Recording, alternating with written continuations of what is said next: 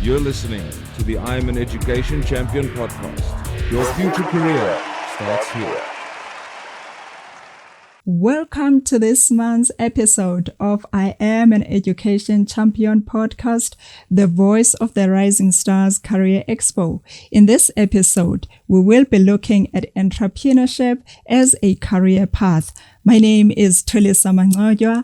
I am your host, and joining me is Chantelle de Bruyn, an award-winning businesswoman operating in the agribusiness space through Buttercup Farmhouse. We will get to learn how her innovative approach, leadership style have shaped her success and how you can apply her insights into your own career. Stay tuned. Chantelle de Bruyn, welcome firstly to the I Am an Education Champion podcast, the voice of the Rising Stars Career Expo. We are honored to have a woman of your caliber on this show. How are you? Thank you, Ms. Tuliswa. I'm doing well. Thank you for asking. In this heat waves that we are currently experiencing, but I'm doing very well. Thank you for asking. I hope you are doing just as well as you look. Thank you so much, Chantelle, and I am looking forward to interacting with you.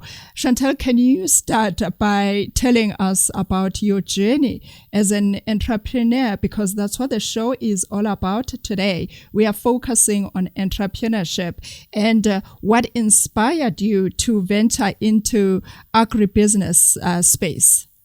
So I don't think we can ever get used to the question. So I am the founder of Buttercup Farmhouse, and we are a manufacturing company that specializes in vegetable coffee. So what we do, we manufacture actual coffee made out of vegetables. And the vegetables that we're currently using is our famous butternut. It derives from the pumpkin family. And venturing into the agri space has only been to scale the business. We did not even think of producing or manufacturing an end product like the vegetable coffee. So pre the business, we've only been harvesting normal vegetables, crop production. So I specialize in crop production in the innovation space as a product developer. And Chantelle, my interest in your business is that you say in your profile that you have been an entrepreneur for 13 years. And we are talking to young people who are studying. Some have started working. Some are thinking that, come 2025, what my career endeavors would be like. I'd like to find out from you. Did you start as an entrepreneur, or you started in corporate? You were an employee before, or how did your journey begin?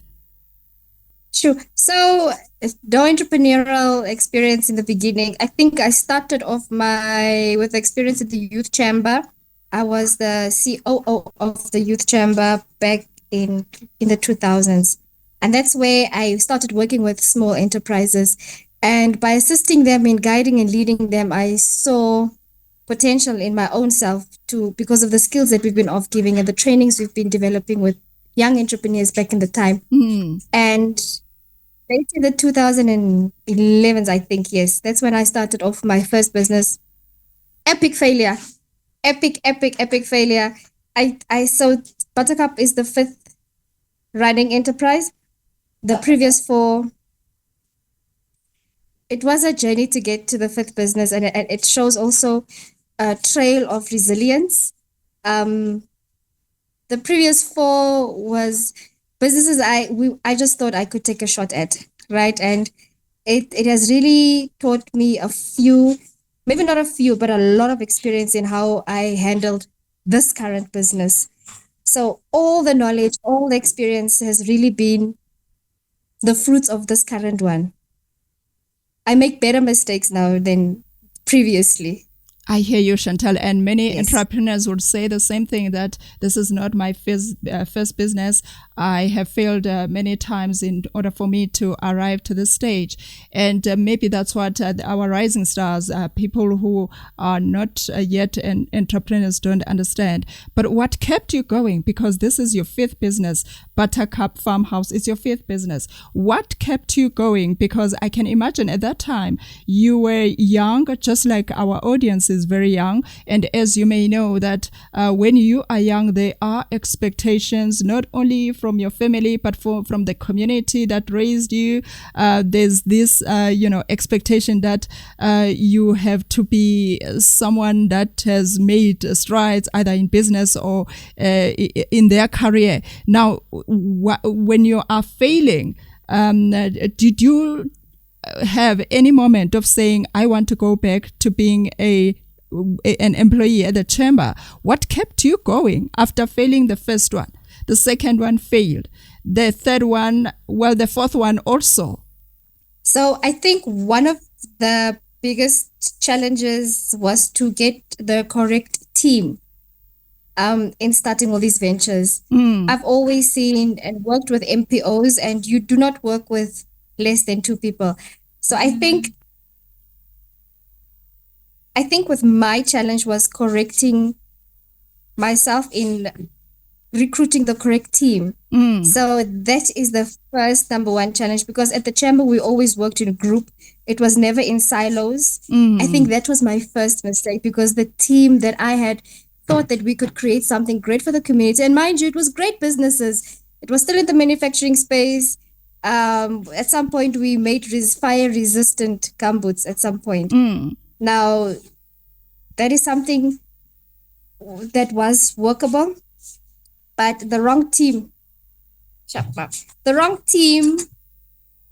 I'll talk about more into that when I discuss the team challenges that we need to really look into. But my resilience kept me going because I had a community that raised me.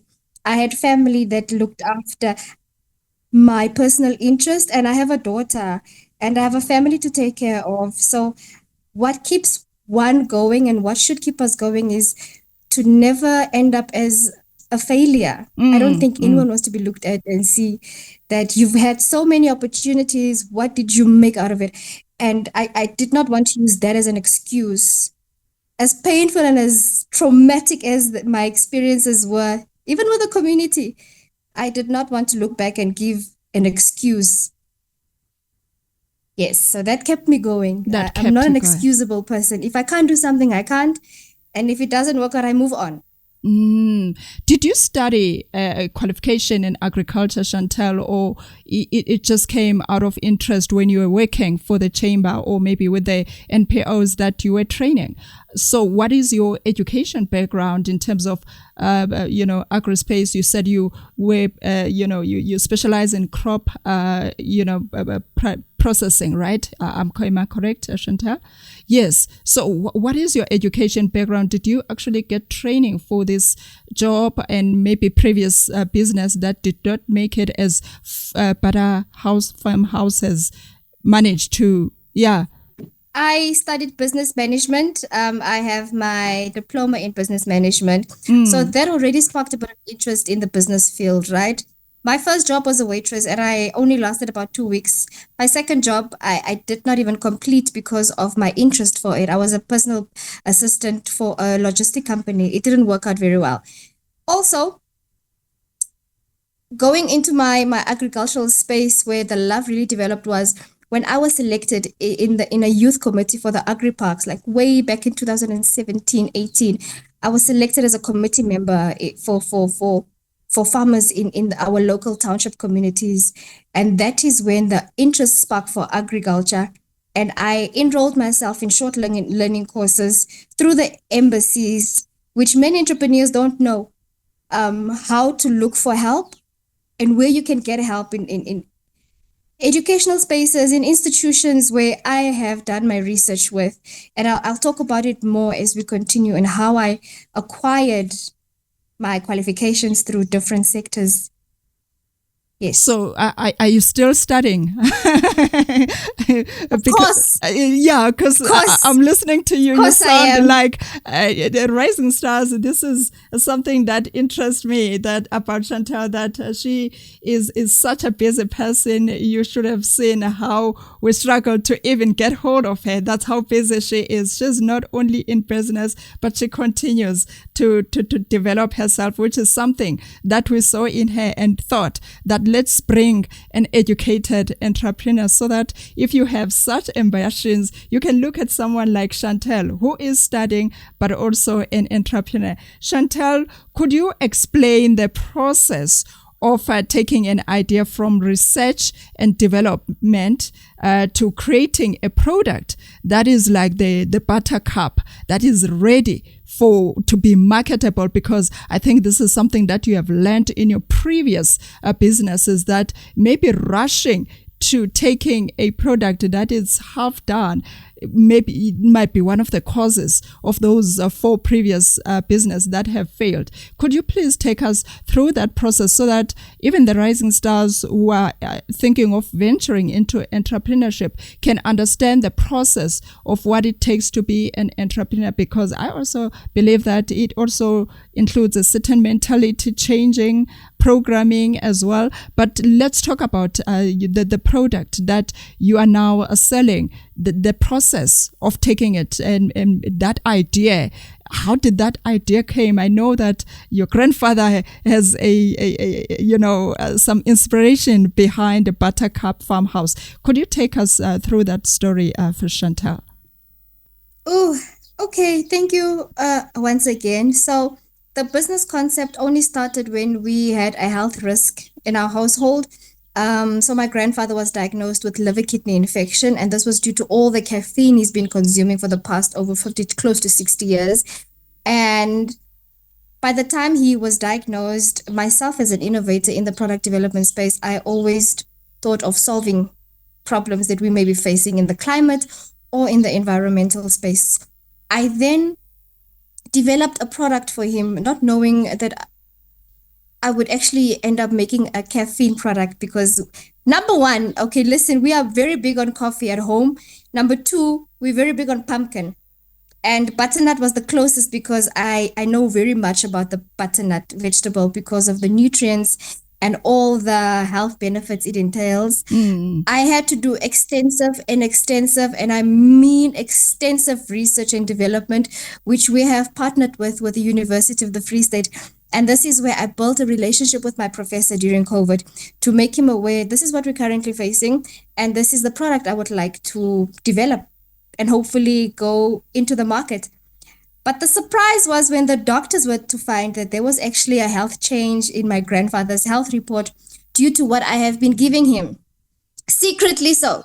So I used him as a guinea pig for my project. So my grandfather was a guinea pig for the project, not knowing I could have killed him by chance. But it turned out great, right? The product was not as great in the beginning because we've been trying to develop it.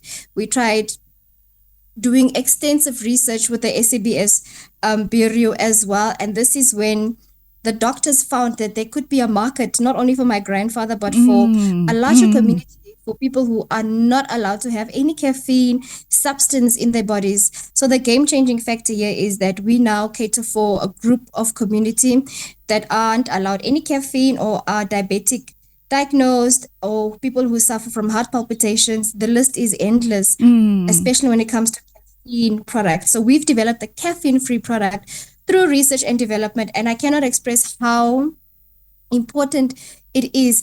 I failed with research and development in my previous businesses. Yes. I just went by the book, yes, business plan, funding, and it really wasn't what has brought to the success of many businesses. What really, if you look at businesses like Coca-Cola, Nike, McDonald's and them, they went into extensive research and development, and they're currently still doing that.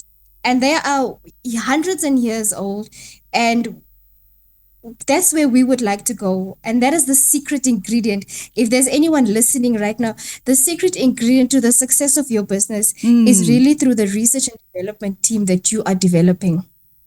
As an entrepreneur, Chantelle, I may not have the budget that the companies that you have mentioned have in terms of research and development. And even if I do have that team, they may not be skilled enough as the people that get employed by those, companies. How do I go about as an entrepreneur who's just started maybe in 2024 or is about to venture into market in 2025? That is another research activity you need to do as an entrepreneur. Depending in what you want to venture into, number one, you do your research, you do your development, and reach out to your nearest university. I can just think by province, there's KZN University, there's the Free State, yours, and then we've got in your Gauteng spaces, you've got universities in the Western Cape, they've got universities in Limpopo, they've got universities. Okay. Reach out to your nearest universities because they are able to assist you to a certain level to help you with a bit of research in your product. There's also funding institutions that can assist you with product development because it is a very expensive exercise, especially when you're moving on to phase 2, moving on to phase 3. If the entrepreneurs can get in touch with myself, I can't just name them at the top of my head right now. My mind is a bit blocked. But if they can reach out, I will offer my help in allowing them to tell me what they would like to venture. And I can give them the advice I know best how, but then I will leave them in the hands of the experts, meaning in the hands of the professors that may know what they need further. There you go, entrepreneurs and future entrepreneurs. That's why I think now you understand why we had to bring Chantelle here. She is someone who has been in the business for a very long time. She has an experience, maybe the challenge that you are experiencing now, starting out, and that includes sometimes even the fear of starting.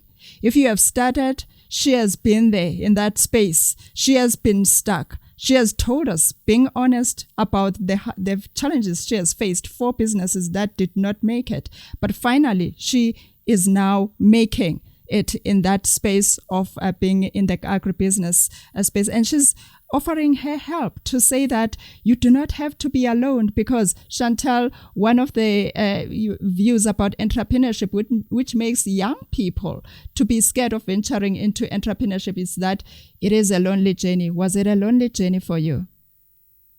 Of course it is. But it depends, again, what your support system looks like, what your community system looks like. I think in my past businesses, I had no interest in any community, any support system, and that's where I lost my mindset focus. But as I've journeyed into the years, I got to see that you actually need a support system, and I mean a genuine support system, and that will only start with you as an entrepreneur. Are you a genuine person seeking genuine assistance? Okay. Because you can build relationships, but they may cut off at some time. I have worked, and I hope they don't mind me using their name, the CEDA organization, Small Enterprise. Oh, no, they're not CEDA anymore. It's now SITFA, right? I've been with SITFA for the longest, from my inception of business, and they know my failures.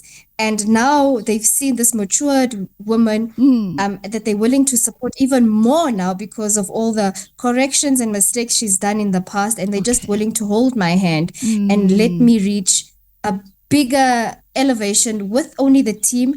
Now, you cannot work without a team, unfortunately. You cannot trust them, but you can entrust them with something. And if it doesn't work along for you, you'd have to let them go and have to try something else. You will never know. And that's another thing of fear. I don't believe in, yes, we are afraid to start something, but you will never know unless you start. You have started, Chantelle, and your starting did not end in the starting phase. You have been recognized with multiple awards. You are still getting them even now. I know you are making strides. Can you please just mention to the rising stars that are listening some of the accolades that you have received. I know them, but I want to Rising Stars to hear them from the horse's mouth that we have a higher achiever here. It does not mean that because she has had this long journey that was not smooth, that, is not someone that is not doing great things right now. She has been recognized for holding on through that journey. What are your accolades, Chantelle? So we've been getting award recognition since 2019, moving into COVID era. I think there's over 15 recognitions nationally and internationally. In the agri space, Yes. we've got accolades. In the US space, we've got accolades. But one that really stood out for me, I think we've got over 15. They can just check on the bio there if they visit our website, or they can Google me on LinkedIn. But I think the one that really, really, really, really stands out for me was the one that we won about a week ago. Or was it a week ago? Was it this week? It was this week. So SITFA had the whole new launch thing, and it was the National Presidential Awards. So we've been nominated, we pitched, and we made it to the top 5 in the province, and then we went over to national, made it into the top 3. And then just this past Tuesday, we've been recognized as one of the top 3 winners in the country for the most innovative business, which gave us an asset funding for 800,000 worth of machinery. So that has just escalated us to acquiring our own machinery, because we've been doing external manufacturing because of the pricing and the funding that we've not been able to get. But this award and this funding prize means that we will now be able to manufacture on our own. I don't just walk into a department and get funding. No, I've been through vigorous processes. I've been through criteria, checklists. It wasn't easy, because no one at the time really believed that the concept would work. Absolutely. But then I moved over to national side, and the president also recognized our business, and the Minister of Small Business, Ms. Stella Abrahams, which really, for me, has put my team on a bigger platform. I mentioned during my introduction, Rising Stars, that this is someone who has innovative abilities that you can apply into your own career as well. And it's not only in business, but also in your career. If you are working in a corporate company, some of the insights that Chantelle is mentioning right now, being a student for life, challenging yourself. You have heard her saying that, well, I was operating provincially, but now I have decided to open up myself to, locally and also internationally. And the world is saying, we are ready for this product. Let's talk about your product. A Buttercup coffee. What are the ingredients? A Buttercup, when we talk about coffee, it's usually the beans. Now you are making something innovative in that space. That is, you are using butternut as one of your ingredients. Am I correct? Butternut. We're not just using the butternut as an ingredient. We make coffee from the actual vegetable from scratch, right? Yes. So there's a whole scientific process that goes place, which is a trade secret. Yes, but yes, we yes, yes. utilize an entire vegetable, and we're using the pulp to produce this actual coffee product.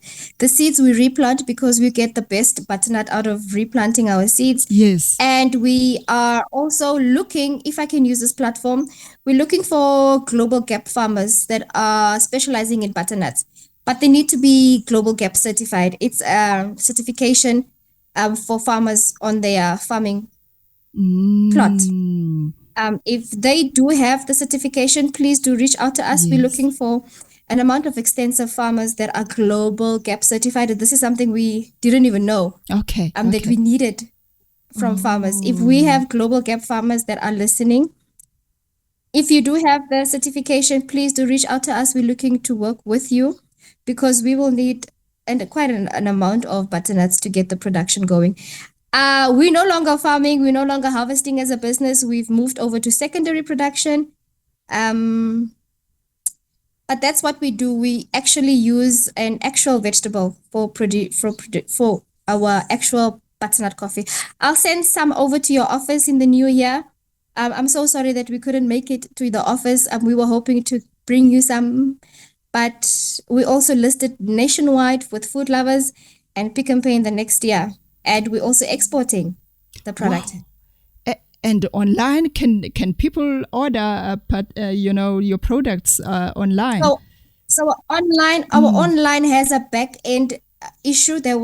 So we also got hacked a few weeks ago. So there was a back to end problem with the server, and we have stopped all our online orders until we get fixed. This is another challenge we're experiencing as a small business. So we're trying to fix that before we go back online again. Okay. So we just have to fix a few areas from our side before we move into a fully commercialized business online for e-commerce. Now, Chantelle, you just mentioned now that you did not know that you need a specific gap farmers. This is something that you've just discovered now. And you said you were partnering with the University of Free State. And that is something, a mistake that you have realized that you did not do in the few business that you have started. How important it is partnership in the world of entrepreneurship? It's very important. Certification is compliance. Compliance is your access to achieving all these opportunity benefits that you may need for your business. It's one of the compliances that is needed. If you're really looking for assistance, you need to be compliant. And it's not really red tape. Some may say that compliance is red tape. Yes. But they've done a reduction of red tapes for us as small business owners.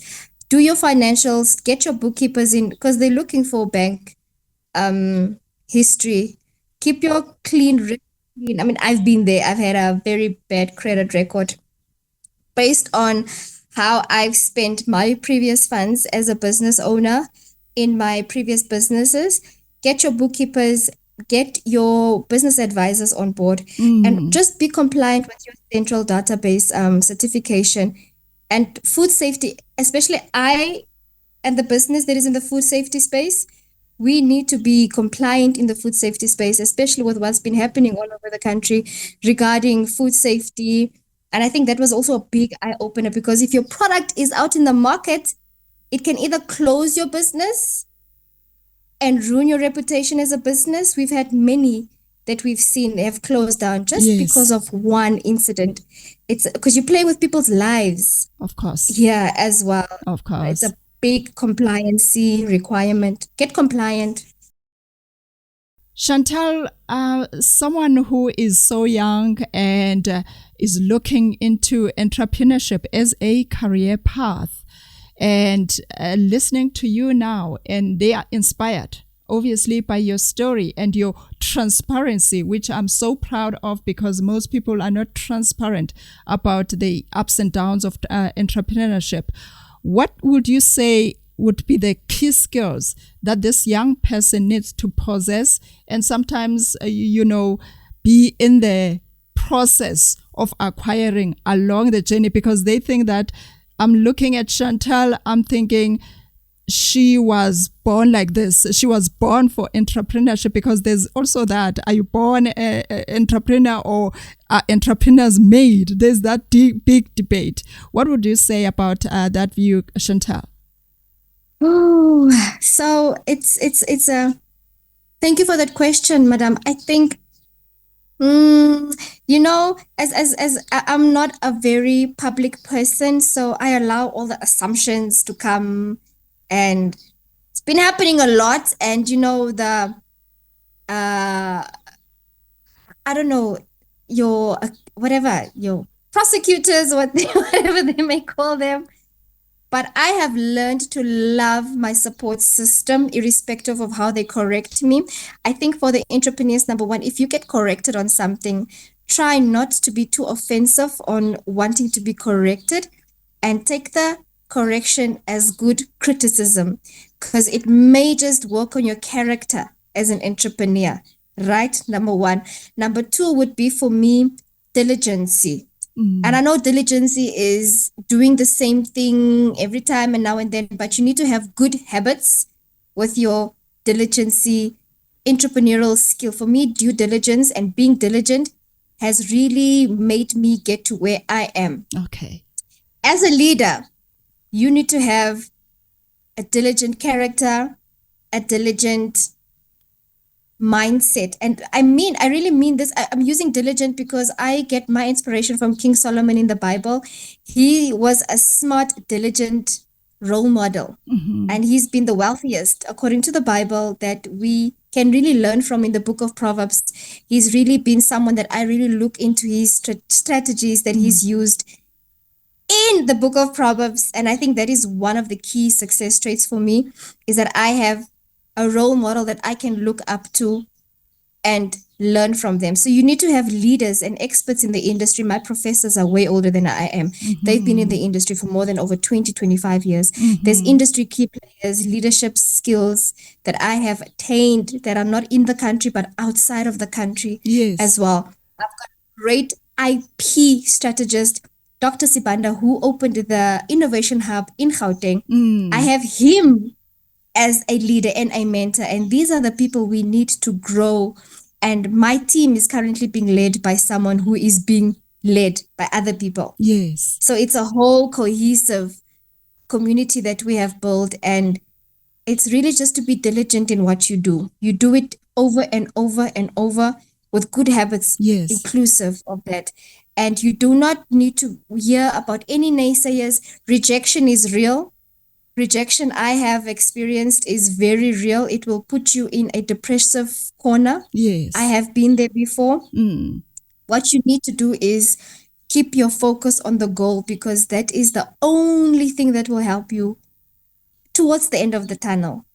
There's not a light towards the end of the tunnel. I think it's just the next door when you just kick open, right? And then there's another door that you need to kick open. So it never ends. We will never arrive to a place where we will say we are fully satisfied. You need to keep going. Unfortunately, it's part of life until we are more. And this is one thing I'd like the young ladies out there to learn as well, that you will never arrive at a stage where you can say, I'm done. With those, we do it to the list. Yes, you do your business with the end in your mind. Yes. You need to, if today is going to be your last day, who will take off to the next step? The right? succession The owner of plan. KFC had no idea that he would start the business at 56 and pass on in the next few years. So he had strategies put in place to say that if this business dies, what will happen to the people? So he had a very good strategy. I watched a lot of movies. I watched the McDonald's movies. I watched the KFC movies. I watched a lot of inspiring documentaries. Yes. And that's why we have documentaries as a business. If you can follow us closely and see our storytelling business, we are a storytelling business.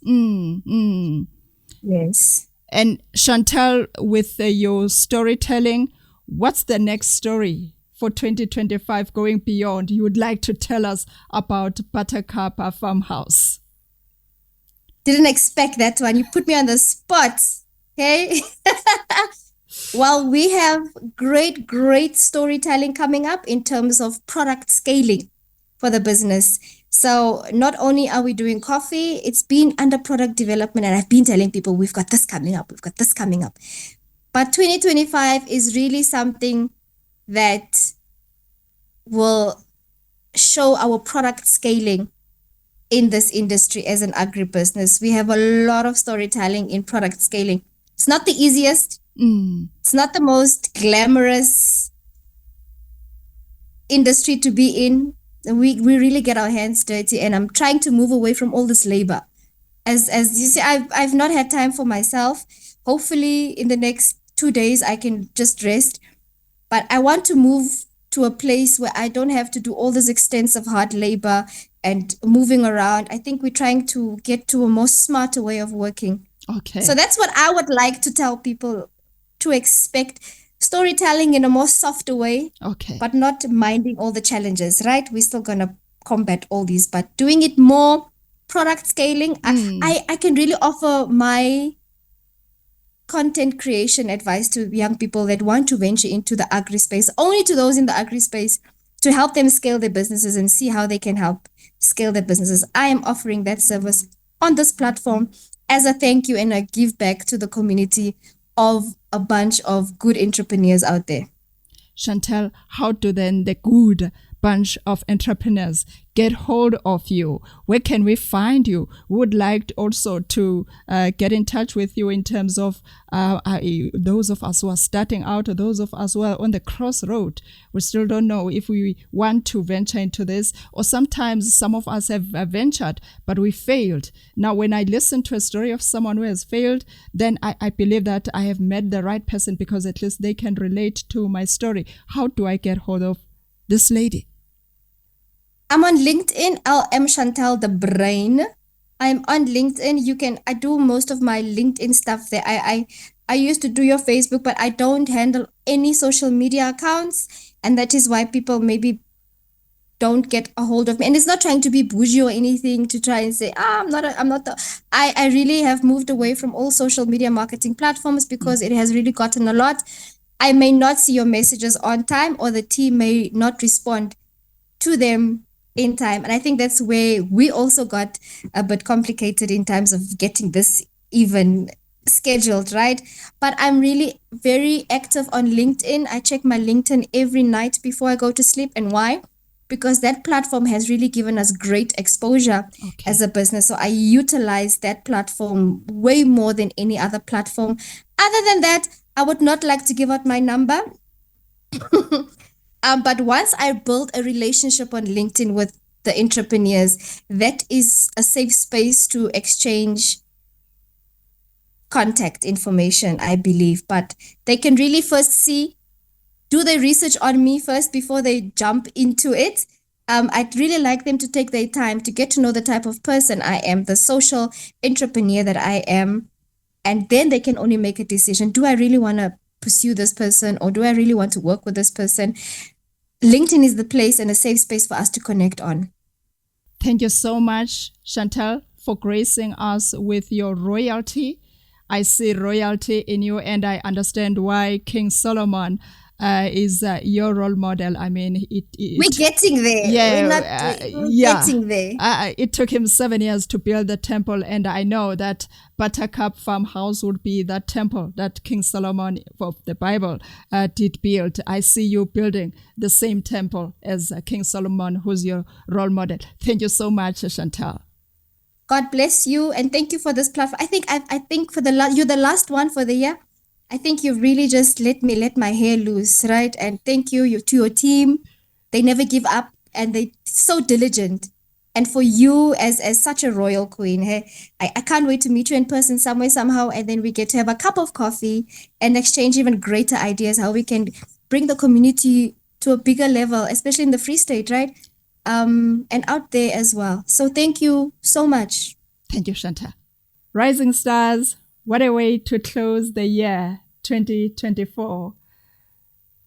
We are all just in awe of Chantelle and her innovation, her leadership style, and our hope and our Christmas gift to you, and the New Year gift to you. If you're going to be embarking on any career endeavor, any academic endeavor, is that, like I mentioned during the introduction, you will take Chantelle's insights into your own career path, apply them. And the star is only the beginning. I am Tulisa Mangcwatya on LinkedIn. You can follow us on YouTube, TikTok, Facebook, and Twitter, Rising Stars Career Expo. Thank you for being with us throughout 2024. We look forward to interacting with you in 2025. Bye for now. You're listening to the I'm an Education Champion podcast. Your future career starts here.